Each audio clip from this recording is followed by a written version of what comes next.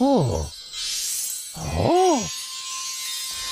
I was thinking, like, I'm like, man, it's so cute. Everything's so adorable, and I started thinking, if you were somehow in this world for real, like, what a nightmare that would be. Yeah, I would wake up every night in a cold sweat.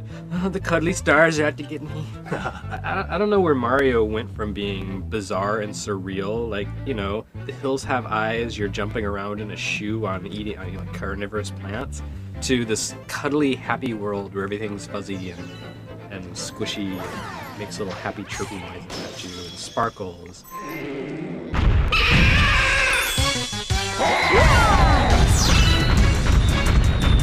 I think Mario gets away with it, though. You still has kind of some Well, that's nostalgia. because it's a front, because you start playing the later levels, and then it kicks your ass.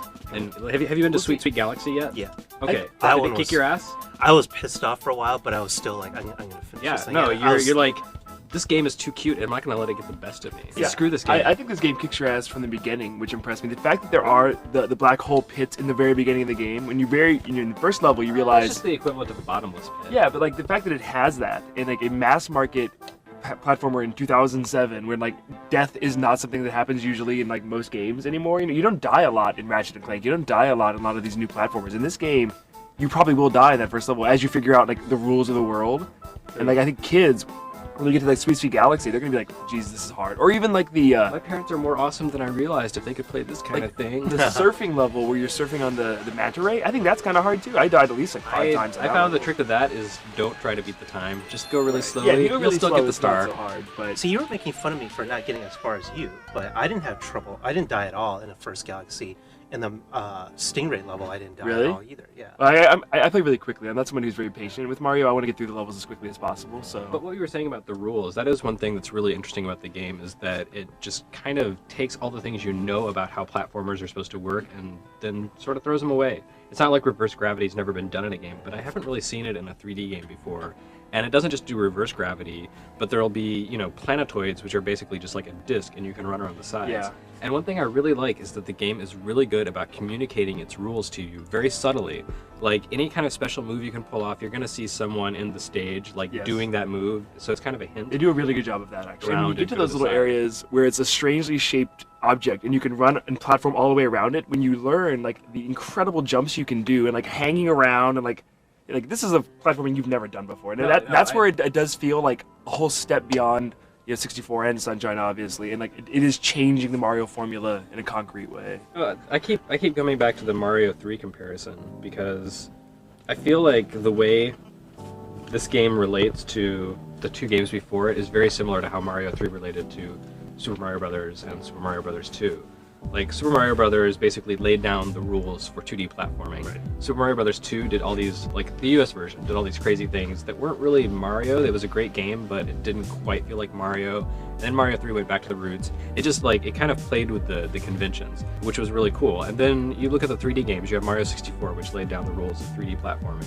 Then Super Mario Sunshine did a lot of weird things that didn't quite feel like Mario. It was a good game, but maybe not true to the spirit.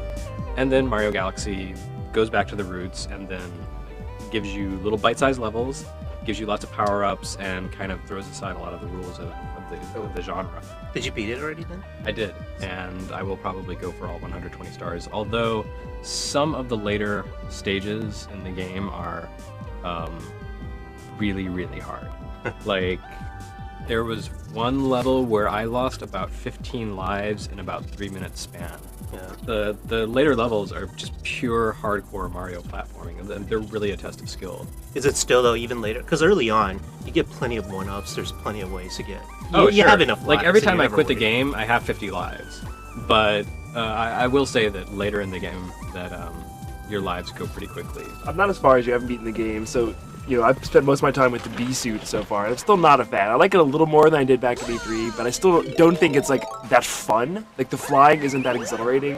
You lose it all the time, but it's always there to get it again. It's just kind of like a means to an end, and not that fun. There are some power-ups in the game that are quite a bit more fun than the B-suit. Yeah. The B-suit I like just because it's novel and because it's basically another way to accomplish your goals. And it's But- cute. It is rather It's so cute. fluffy. But yeah, it isn't that fun.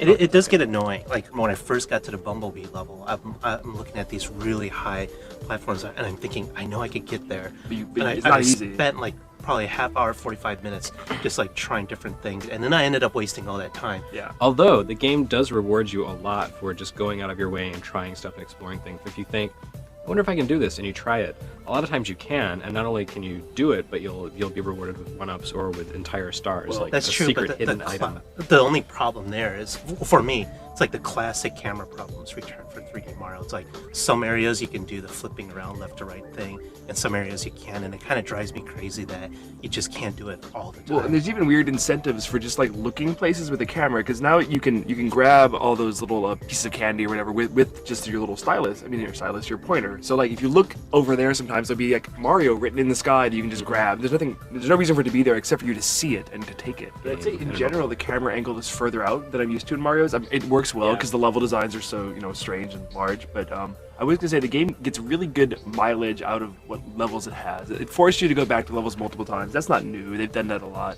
But because there's so much collection in the game, as a completist, I mean, you must feel the same way. There's so much crap to collect in each level.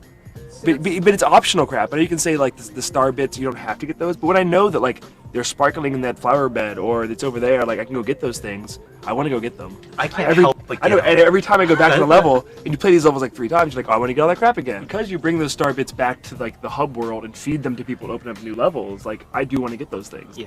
I'm the exact same way. Like Yeah. every time like I die, I go back, I see the sparkly flower bed. I know it's just gonna give me a coin, Right. and I don't need the coin, and I'm just like, I you get still gotta keys get to it. the I can't coin. leave it. But it there. doesn't. All they really do is just unlock special stages, and once you have all those stages unlocked, there's no real reason to have Well, the star okay. bits except to shoot. We should people. talk about the star bits and the shooting, because like the shooting in the very beginning of the game you can shoot. It doesn't even teach you until like a few levels in, but then you can already shoot, and the shooting is functional. You can stun enemies with it. There are bosses where you have to hit them to stun them. You can like knock things to create coins that give you your health back, and the second player can do all this with the second player Wii mode. Does it really add that much to the game? I mean, do you think it actually like helps the gameplay of Mario?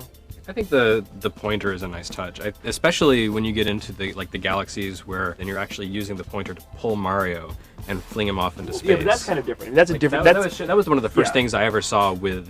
I think that with the gameplay game. is interesting, but I think just like the pointing and shooting, like shooting gallery aspect of it is kind of take it or leave it. Like when Mario's jumping between planetoids, oftentimes you can like it'll like a shooting gallery, and you can shoot the little things to get them to collect the star bits. But other times I forget that I'm even using that, and like when I'm just platforming with Mario, you don't have to be shooting things, and I forget that you can even do it. And then like, oh, now I can shoot things. Like it's not like all the time I'm shooting stuff while playing. I'm more collecting than shooting, because it's not that hard to jump on the enemies in order to do the spin attack and hit them. But for me, it's just like, well, I need these star bits anyways because I need to feed the star people back at the home base.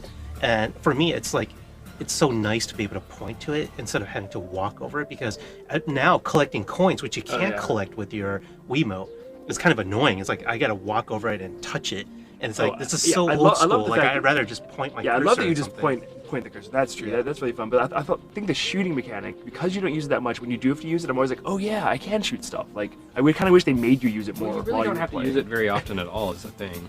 I would rather have this kind of Wii functionality where it's mostly optional, just something that's extra, another way to play. So it's an option that's there. It doesn't feel tacked on and frustrating.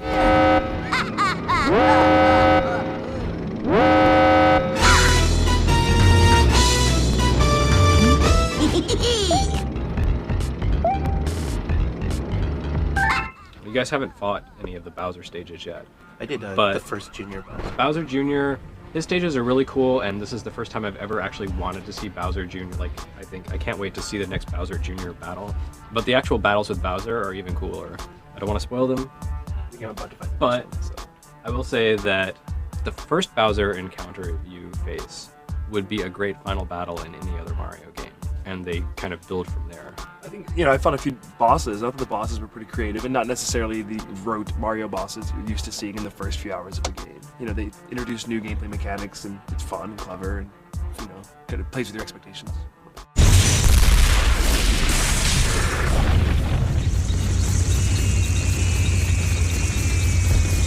And so this is the first Mario with like kind of serious cutscenes, like a lot of them even. Like the beginning's very front loaded with cutscenes, and we're not used to that in Mario. We're not used to like It's very well. Mario Sunshine was kind of chatty too. Yeah, I had Mario on vacation, getting thrown in jail, blah, etc. But yeah, this game does have a lot of talking, and there's story throughout the game. There's like a storybook that you unlock as you progress through the game that kind of gives the backstory of the space raft that you're on. Celestial beings that you're helping out. Yes. This mysterious, sexy star princess. Right. Who's Because she? Mario Who's a didn't lot have enough hotter of than it. She's a lot hotter than Peach. I'm like, Mario should get with that. Maybe he will.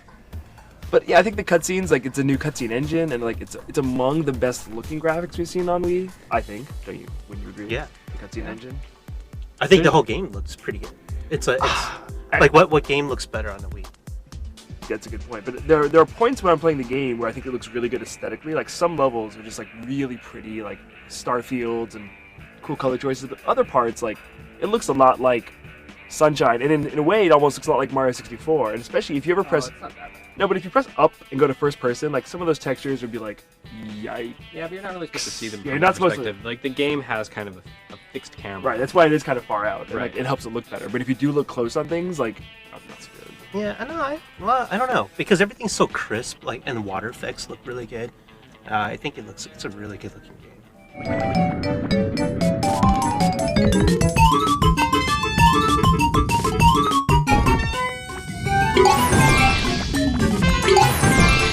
Yeah, so I mentioned the wave race level where you're on the back of the manta ray, and that's where you're actually using the Wiimote to completely steer the action 100%, and it works pretty well. It's a little tough if you're trying to go fast, as I said.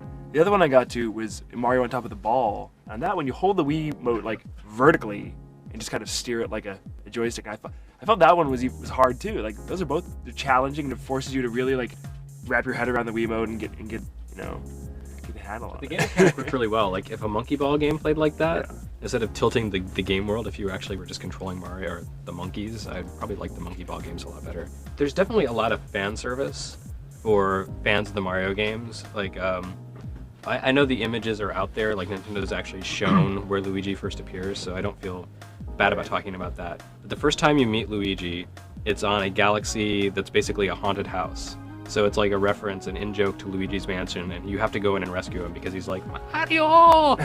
And not only that, but when you first land on the planet, there are Goombas walking around wearing pumpkin masks, which is totally a Mario nod to World. Super Mario World when you beat the game. It's just, there's little things like that all through the game, just little nods and references. If you're familiar with the older Mario games, you're gonna see these and be like, oh yeah, that's really cool. I've totally forgotten about that. Just bringing back airships and that Yeah, evokes Super Mario Brothers 3. It makes you wish they brought back the Koopa Kids all together. That'd have been good. Yeah, although I will say that they actually make good use of Bowser Jr. in this game. It's a miracle. I didn't think it was possible, but I don't miss the Koopa Kids that much because they actually do put them to good use. Well, and I will say, so far for me, overall, the celestial theme works really well. It works better than the tropical island theme of Sunshine. It seems more like a real step forward, something the franchise hasn't done before, different, but yet, Well, not only that, It's it's kind of worthwhile. a carte blanche to just do whatever they want. I mean, there's no real limitation. Everything has kind of like a space theme, but not really. There's tropical islands, just like Super Mario Sunshine. There's haunted houses. There's grasslands. There's just so much diversity in it. It's really, really impressive.